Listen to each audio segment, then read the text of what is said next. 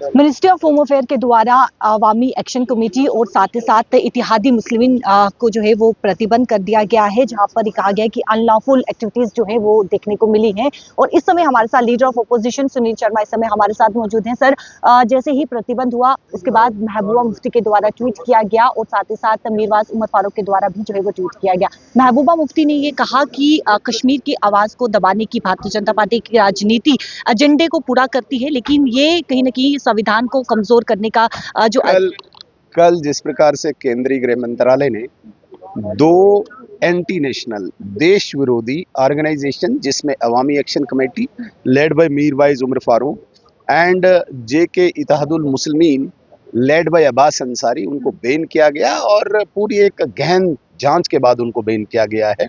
UAPA जो unlawful activities act जिसके तहत इनको बैन किया गया है, मुझे लगता है कि ये वेलकम स्टेप है, ये स्वागत योग्य स्टेप है।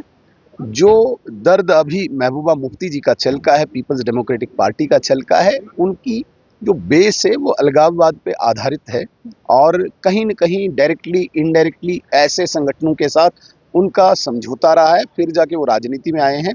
आज उनको ये दर्द छलक रहा है क्योंकि अलगाववाद पे चोट जिस प्रकार से ये सरकार कर रही है, वो चोट उनका दर्द छलका रही है। मीरवाज उमर फारूक ने भी ट्वीट किया, उन्होंने भी कंडेम किया। उन्होंने ये कहा कि अगस्त 2019 से जम्मू कश्मीर में जो इस वक्त भारत सरकार है, एक नीति तो स्पष्ट है, किसी भी कीमत पे देश विरोधी किसी भी गतिविधि को, विधि विरोधी जिसे हम कहते हैं कानून विरोधी, ऐसी किसी भी गतिविधि को अलाउ नहीं किया जाएगा।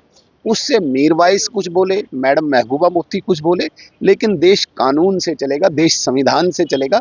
कानून और संविधान के उस वृत्त को, उस सर्कल को कोई लांघने की कोशिश करेगा तो उन्हें इसी प्रकार की कार्रवाई भुगतनी होगी। अच्छा, महबूबा मुफ्ती ने भी कहा कि जम्मू कश्मीर सरकार को जो है वो इस कार्रवाई को रोकने के लिए हस्तक्षेप करना चाहिए, ऐसी कार्रवाई।